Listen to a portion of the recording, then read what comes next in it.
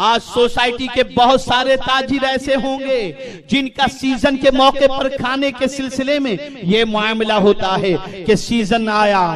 دیوالی کی season I, عید کی season I, Christmas کی سیزن آئی، قطار لگی ہوئی ہے، کھانے کا ٹائم نہیں ملتا، گاہک کے اندر مست ہو جاتے ہیں، صبح سے لے کر رات تک، شام تک گاہک کو مال دینے میں لگے رہتے ہیں، کھانے گھر پر نہیں آتے، بیوی سے کہہ دیتے ہیں آج میں نہیں آؤں گا، چند دنوں تک اب تم ایسے ہی رہو، ٹیفن بھی مت بھیجنا، جو ملے گا میں کھا لوں گا، جو ملے گا میں پی لوں گا، میری سیزن کا ٹائم ہے۔ اللہ اللہ، وہ کھا بھی رہا ہے اور تجارت کر رہا ہے، وہ پی بھی رہا ہے تجارت کر رہا ہے، وہ کھا بھی رہا ہے ملازمت کر رہا ہے، وہ پی بھی رہا ہے ملازمت کرتا ہے، لیکن رات کو جب وہ گھر تھک کر کے پہنچتا ہے تو چہرے کا رنگ اڑا ہوا ہوتا ہے، فوراً جا کر کے شاور لیتا ہے، فریش ہوتا ہے اور بیٹھتا ہے۔ اللہ اللہ، دن میں کھایا بھی تھا، کھانا نہیں کھایا، وڑا پاؤں کھا لیا ہوگا، کچھ پانی پی لیا ہوگا، جوس پی لیا ہوگا، لسی پی لیا ہوگا، اس طریقے سے اس نے اپنا پورا دن کاٹا۔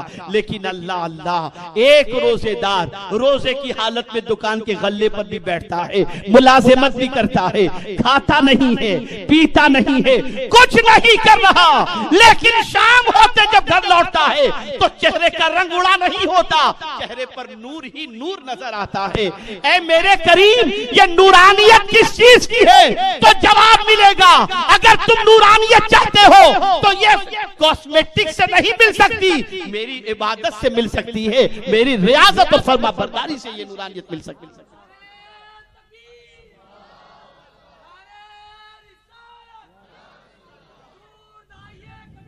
میرے پیارے آقا صلی اللہ تعالی علیہ وسلم کے پیارے دیوانوں، بدلو اپنی سوچ کو، بدلو اپنے افکار و نظریات کو۔ ایسا ماہ مبارک سایہ فگن ہونے والا ہے جس میں نفل کے ثواب کو مولا بڑھا کر کے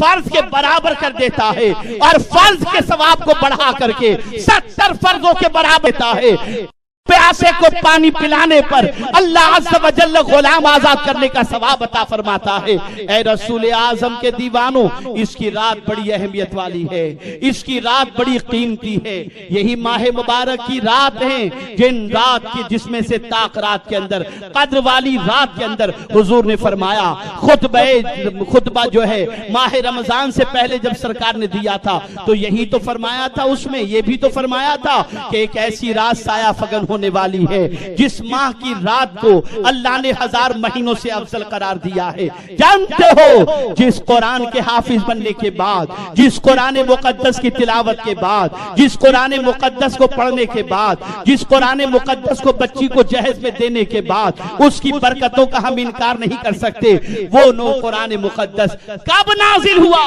ماہ رمضان شریف میں نازل ہوا۔ تو ماہ رمضان نزول قرآن کا مہینہ ہے، ماہ رمضان استقبال سیام کا مہینہ ہے۔ اے رسول اعظم کے دیوانوں، بدلو اپنی سوچ کو، بدلو اپنے افکار و نظریات کو، بدلو اپنے خیالات کو، سازشوں کے شکار مت ہو جاؤ۔ کب تک تم گناہ کرتے رہو گے؟ کب تک اللہ اور اس کے رسول کی رحمت کو پیٹھ دکھاتے رہو گے؟ وہ بخشنا چاہتا ہے اور مسلمان پیٹھ دکھاتا ہے، وہ رحمتوں کو نازل کرتا ہے، بندہ کھیلنے میں رات گزار دیتا ہے۔ یاد رکھو، اپنے افکار و نظریات میں جب تک کہ تبدیلی نہیں پیدا کرو گے تب تک کچھ حاصل نہیں ہو سکتا۔ ہم نے تو صرف رسم و رواج ہی سمجھ لیا ہے، نہیں، کسی قوم کی تباہی کے لیے، کسی قوم کی بربادی کے لیے سب سے پہلی چیز یہ ہوتی ہے، پہلے کسی قوم کی فکر تباہ ہوتی ہے، اس کا عمل برباد ہوتا ہے، پھر وہ قوم تباہ ہوتی ہے۔ اسی لیے شاعر مشرق نے کہا، قوت فکر و عمل